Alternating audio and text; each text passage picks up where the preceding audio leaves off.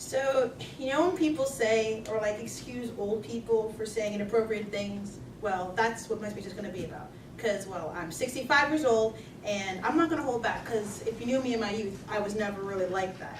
It's just in my nature. It's like I get better with age, like fine wine. So, I wanted my life to have a purpose, and I didn't want to meander through life wasting time on a job that would bring me nothing but stress and misery, because I saw that growing up, and I just knew that wasn't for me. And it might have made sense to get a sensible job in accounting or whatever, but like where I could see a paycheck in the foreseeable future, but I just knew that just wasn't for me. So, hello friends, I've decided to dedicate these past few decades researching and sort of producing in my own image of how I view the world. And I wanted to be an independent film director, and it was in junior year. I had to sit through 3 hours of a German film called The Lives of Others that was based on the Cold War. And at first I was just like, ugh. But then I sort of realized the beauty of it, of independent films. There's no set structure, and there's this raw, uninhabited tone that just can't be captured or contained. There's this sort of unnatural beauty that you just can't reproduce over and over again. And what I liked about independent films, it doesn't fall into the trappings of modern film. You see those romantic comedies, Jennifer Aniston's falling in love 10 times, the same guy, middle-aged man finds love with the girl who lived next door over and over and over again. I wanted to tell a story that was real, and so this is why I knew I was dedicating myself to a worthy cause. So I guess I should say why we're here. So, humble beginnings. Hanging out with friends with a camera and a tripod on the quad freshman year of college. Wasting time because we didn't have money in a car to go anywhere, to vacation, so we just sort of, after hours of filming each other, sticking out our tongues and acting weird, we decided to actually do something productive. So me and my motley crew of friends got together and decided to start a film project.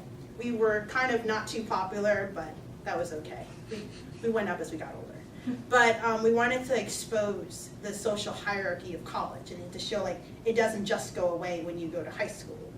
And once it debuted in the showcase, there was a lot of feathers that were ruffled, to say the least. But that was the point.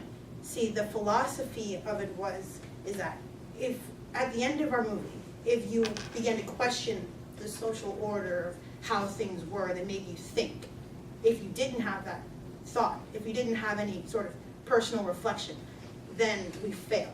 And this was the start of our media production company, and this sort of ended up being our own personal mantras. So I've watched my production company, we named it Necessary Evil, because we thought that's what it was. We made you think, we made you read, sort of evaluate your life, and it made you beat down on yourself, but also beat down on society, and we thought that was a good thing.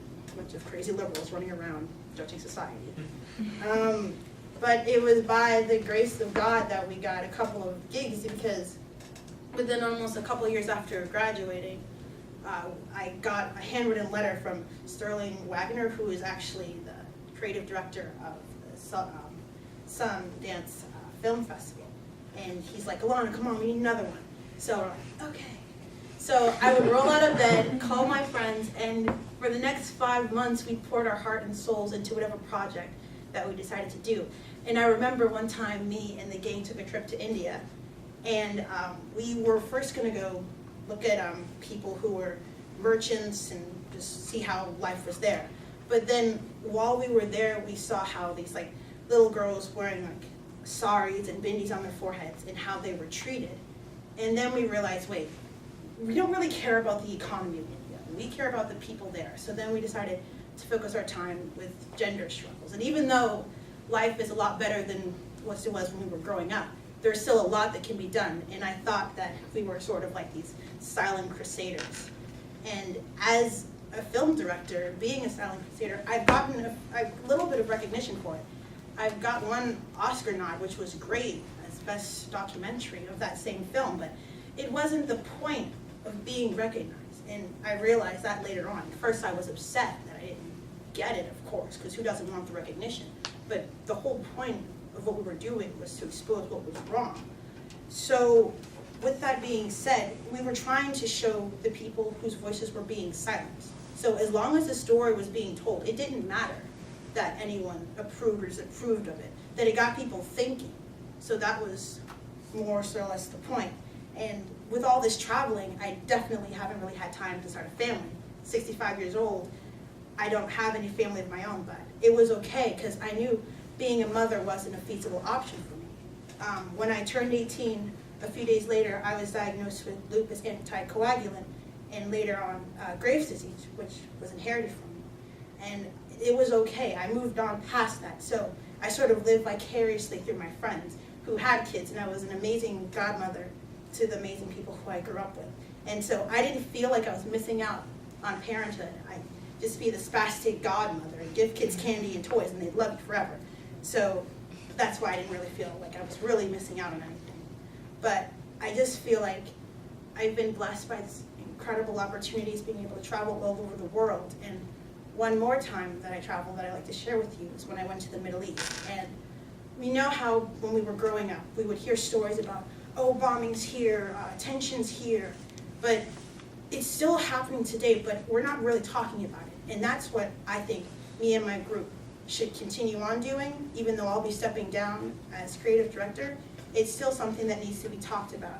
And the point that I wanted to say before I step down from this position is that I want my legacy to continue. And this legacy is about, my biggest fear really is I don't want the bell that I rang to go unheard. Like, you know how the tree falls in the woods, it doesn't make a noise? Well, it does, but it matters if someone hears it.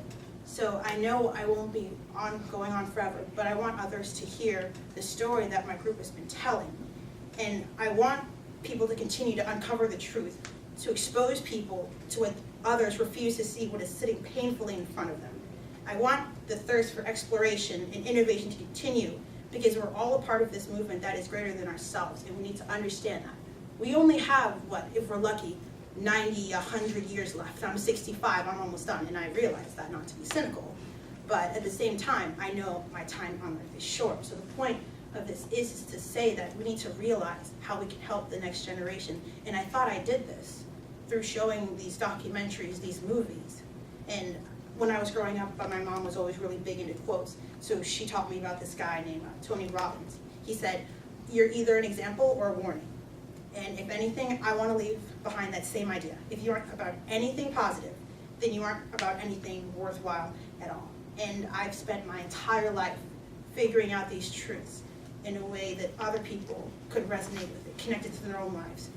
And I hope that I've been able to do that today. Thank you.